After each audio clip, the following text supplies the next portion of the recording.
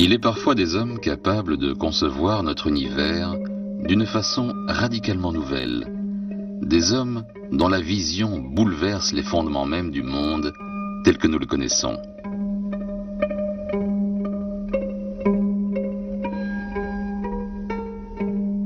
À 22 ans, ses idées encore en gestation, Albert Einstein décide de franchir les Alpes seul, à pied.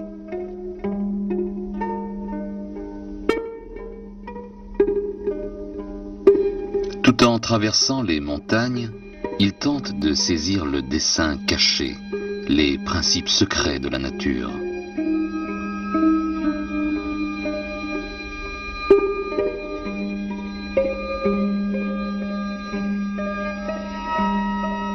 Tout au long de sa vie, Albert Einstein recherchera cette harmonie dans l'univers de la science, mais aussi dans le monde des hommes.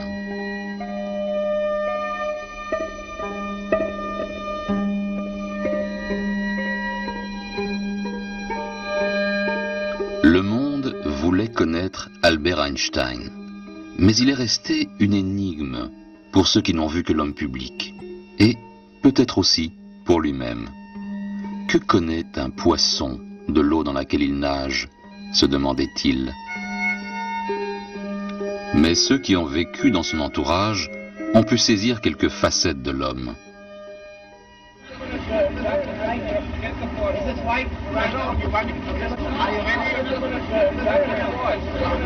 Professor Freud, see here in America, how beautiful the sign.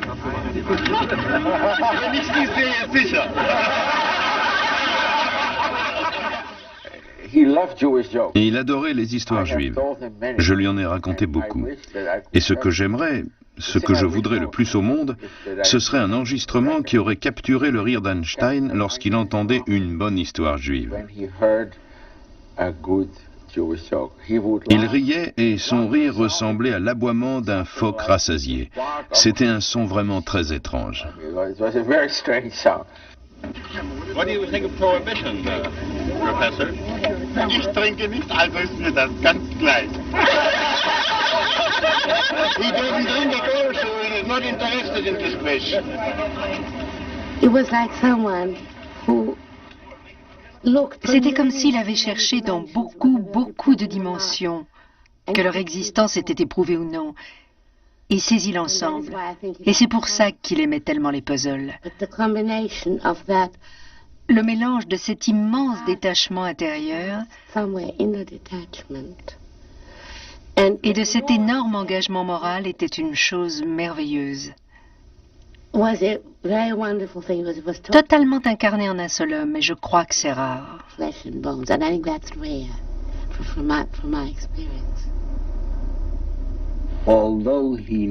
Il était certes conscient de son importance, de sa notoriété, mais il a toujours pris ça avec humour. Il en riait et riait de lui-même.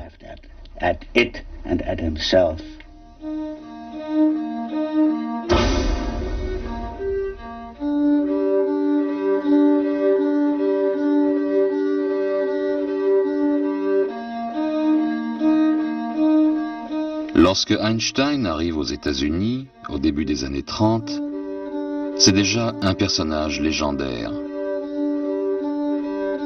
Mais derrière l'image publique, il y a l'homme exilé, le solitaire poussé sous les feux de la rampe, le pacifiste qui sera entraîné dans la guerre, le scientifique qui croit en Dieu.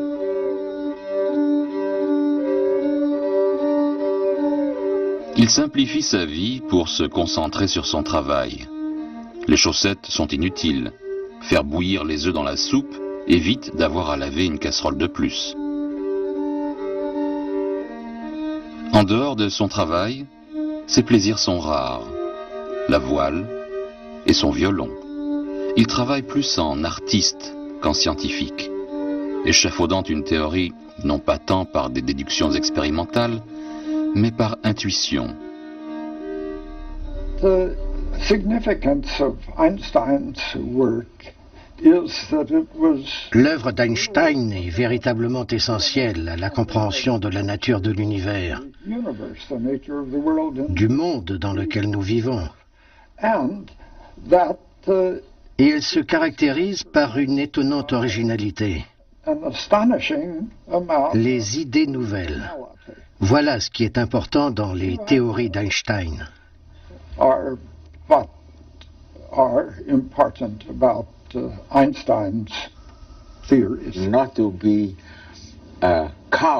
Ne pas craindre l'autorité, ne pas être effrayé par ce qu'ont dit les ancêtres.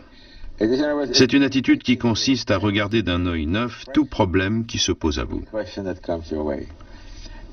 Et de ce point de vue, on peut dire qu'Einstein a été le plus grand scientifique de tous les temps, car il a su poser les bonnes questions.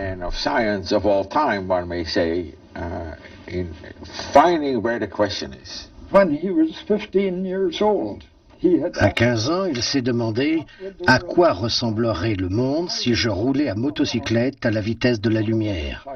Qu'est-ce que je verrais? Et il a répondu à cette question dans sa publication de 1905 sur la théorie spéciale de la relativité.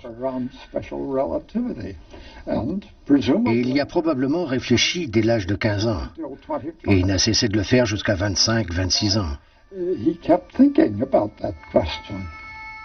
La même année, employé au bureau des brevets de Berne, en Suisse, il publie 3 autres articles qui changent la conception de l'univers, de l'humanité entière. Il remet en cause les notions de temps et d'espace qui prévalaient depuis 3 siècles et propose une voie nouvelle et révolutionnaire pour comprendre le monde. Sa théorie de la relativité, non encore prouvée à l'époque, étonne le monde par ses images inédites.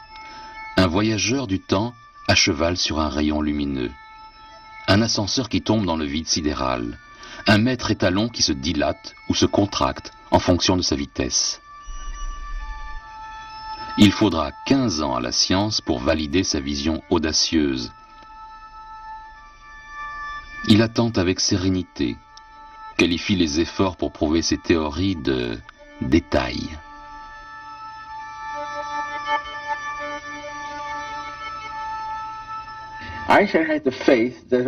Einstein avait foi en la relativité. Mais d'où peut venir une telle foi? Parce qu'elle était simple, qu'elle était belle, et que c'était là les critères les plus importants pour lui. Plus, je pense, que pour tout autre scientifique. Plus important que tout autre critère imaginable.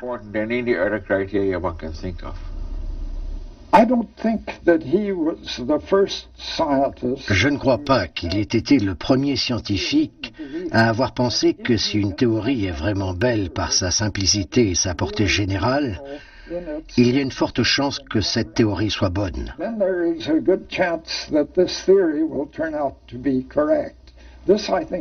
C'était pour lui un principe fondamental. Le monde physique a un sens et une beauté.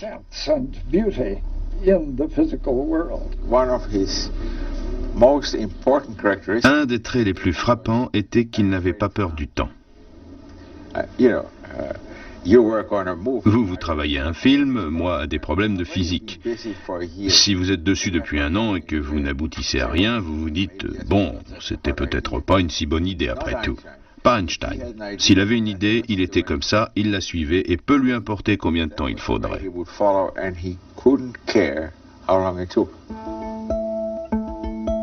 Albert Einstein est né le 14 mars 1879 à Ulm, une petite ville du sud de l'Allemagne, dans une famille juive assimilée. Plus tard, avec sa sœur Maya, il sera élevé à Munich. Dès son plus jeune âge, il fait montre d'un esprit indépendant et rebelle. Il méprise d'instinct l'embrigadement du système scolaire allemand. Il parle de caserne pour dire les écoles et de lieutenant pour désigner les maîtres. Chez lui, il est stimulé par le libre-échange des idées. Outre les livres de sciences et son ouvrage sacré de géométrie, ses lectures indépendantes englobent aussi la philosophie. Jugeant le militarisme allemand ridicule, il obtient, avant l'âge de la conscription et pour 3 marks, un certificat qui le prive de sa citoyenneté allemande. À 17 ans, il se retrouve ainsi apatride. un jeune homme sans pays.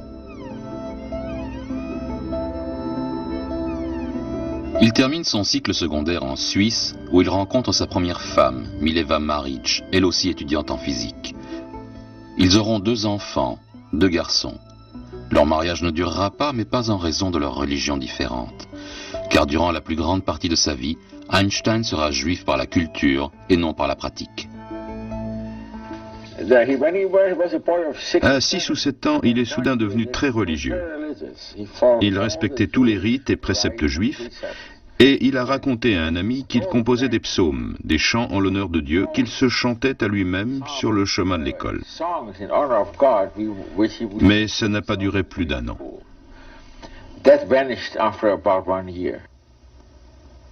Pourtant, cet attrait pour les codes moraux qui prescrivent à l'homme sa conduite, ce désir d'une coexistence pacifique, tout cela continue chez Einstein. Son indifférence pour les choses matérielles s'accroît. Pour lui, chaque possession est une pierre attachée autour du cou. Il écrit « Les buts ordinaires des efforts humains, possession, signes extérieurs de réussite, luxe, m'ont toujours paru méprisables. » La science est son échappatoire à la monotonie du quotidien et son lien au grand univers.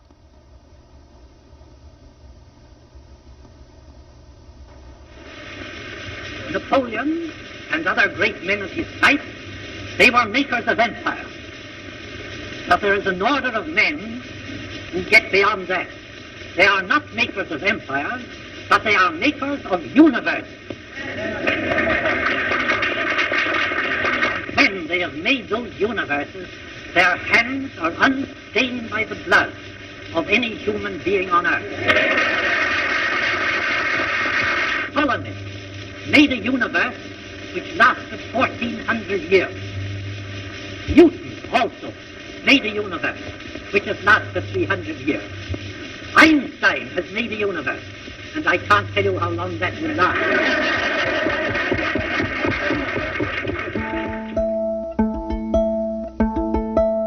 L'univers d'Einstein commence en fait en 1919, lorsque la science rattrape finalement ses théories.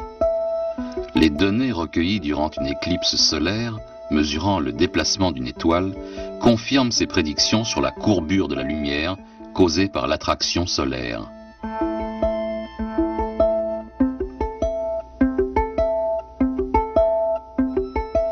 Le nouvel univers d'Einstein fait la une des journaux du monde entier, et il devient célèbre instantanément.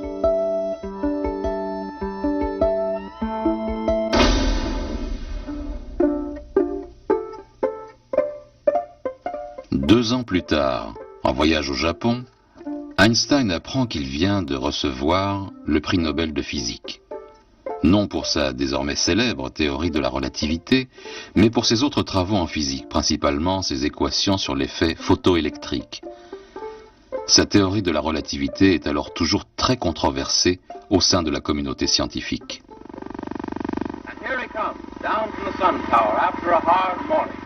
Le visage d'Einstein est désormais connu du monde entier. Tous ses faits et gestes font les grands titres des journaux.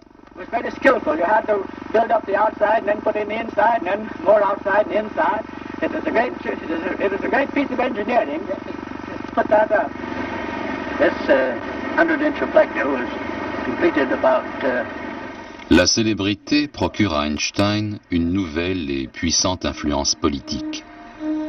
Mais sa vie privée est en crise. Il a divorcé d'avec Mileva après 5 années de séparation et épouse Elsa, sa cousine germaine qui l'a soignée lorsqu'il était malade à Berlin.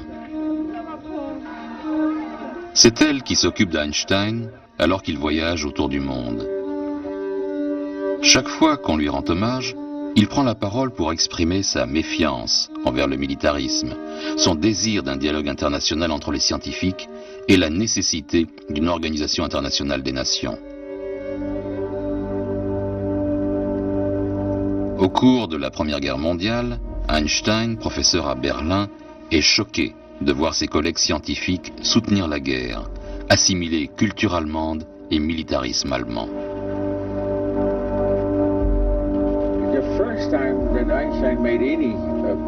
La première fois qu'Einstein a fait une déclaration politique en public, C'était au cours de la Première Guerre mondiale, lorsqu'un tout petit nombre de gens ont lancé un appel à l'union de tous les intellectuels en Europe pour qu'ils aident à la survie de la culture européenne.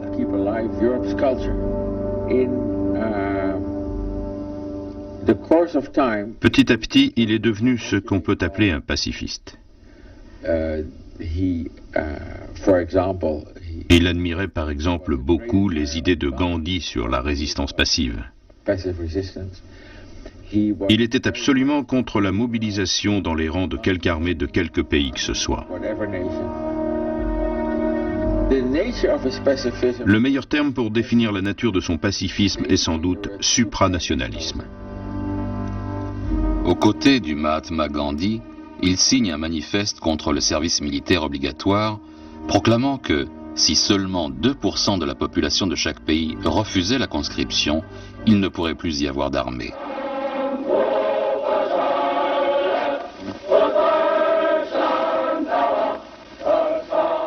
Mais en Allemagne, toute l'activité est tournée vers l'armée et la guerre.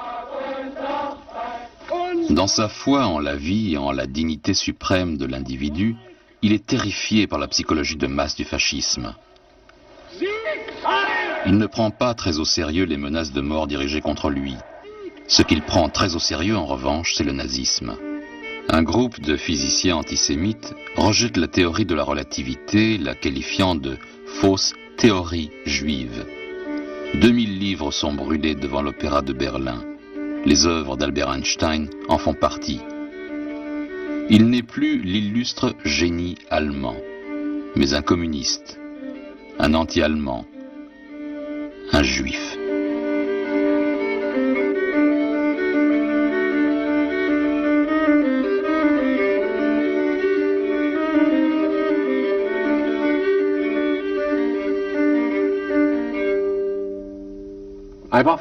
Je me suis souvent posé la question, qu'est-ce qu'on entend quand on dit que Einstein était juif? Eh bien, il y a tout d'abord sa propre affirmation. Il se sentait juif. Il était, je pense, attaché à l'élément prophétique dans l'héritage et la tradition juive. Il était juif en ce sens que tout ce qui arrivait aux juifs lui arrivait aussi. Et cela d'autant plus, bien sûr, que l'Allemagne nazie ne pouvait le soutenir puisqu'il était juif. Qu'importait son prestige, il était victime du judaïsme, du malheur qui frappait les juifs. Et ces années d'errance ultérieure semblent symboliser la condition du peuple juif en tant que peuple qui avait beaucoup d'influence, mais pas le pouvoir d'ouvrir une porte.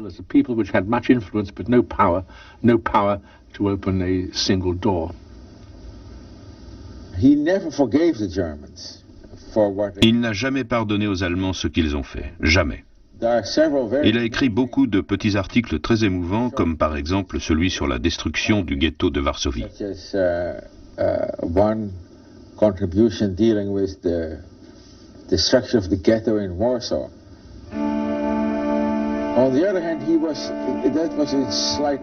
D'un autre côté, il était paradoxalement profondément enraciné dans la culture allemande. Nous parlions toujours allemand entre nous, parce que c'était le meilleur moyen pour moi de capter les nuances de sa personnalité. L'allemand était la langue dans laquelle il pouvait le mieux s'exprimer.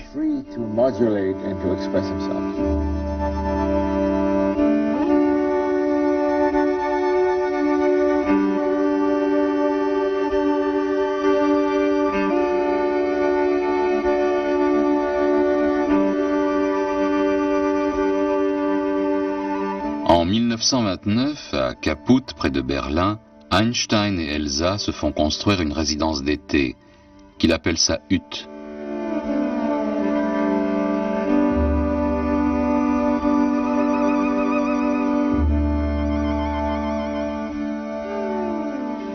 Là, il peut se retirer en pleine nature, travailler sans être dérangé et faire de la voile sur le lac. C'est un lieu enchanteur où il se sent à l'aise, et Elsa peut écrire à un ami, même les nazis locaux aiment Einstein. Mais 3 étés plus tard, les nazis sont au pouvoir. Alors que Einstein et Elsa sont en voyage, ils font une descente dans leur propriété et confisquent leurs biens.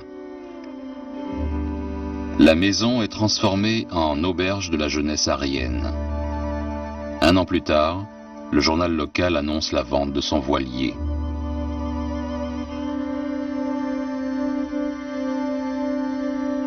Einstein ne retournera jamais en Allemagne.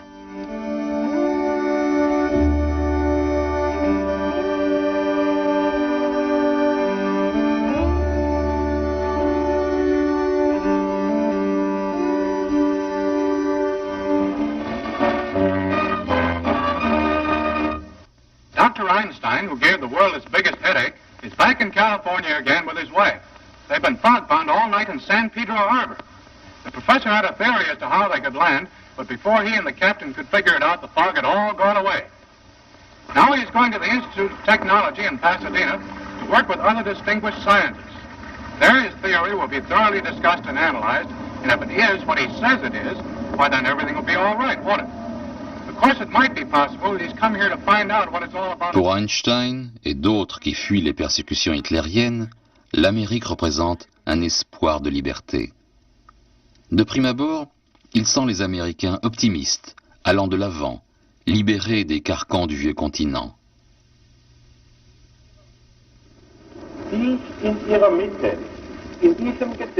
Einstein donne des conférences à travers tout le pays, réfléchit à une offre de poste au Caltech, le prestigieux institut californien de technologie, et découvre la vraie saveur des États-Unis. Il écrit « Cela fait 2 mois que je suis dans ce pays de contradictions et de surprises, où l'admiration alterne avec la consternation. » Les Indiens Hopi baptisent Einstein le grand relatif. Il est adulé par Hollywood et Charlie Chaplin se prend d'amitié pour lui. Il accepte de bon cœur la publicité et le tapage qui l'accompagnent partout où il va. Charlot emmène Einstein à la première de son film « Les Lumières de la ville ». Lorsque la foule assiège leur voiture, Einstein s'étonne. « Mais qu'est-ce que ça veut dire ?»« Rien », répond Chaplin. 2 ans plus tôt, Einstein s'était déjà rendu aux États-Unis à la demande du dirigeant sioniste Chaim Weizmann. Il s'agissait de recueillir des fonds pour créer l'université hébraïque de Jérusalem. Einstein est favorable à la sauvegarde de la culture et de la communauté juive. Il est attiré par l'esprit des jeunes sionistes et s'est rendu en Palestine en 1923. Mais il n'a jamais souhaité y vivre. Son destin le mène vers l'Amérique.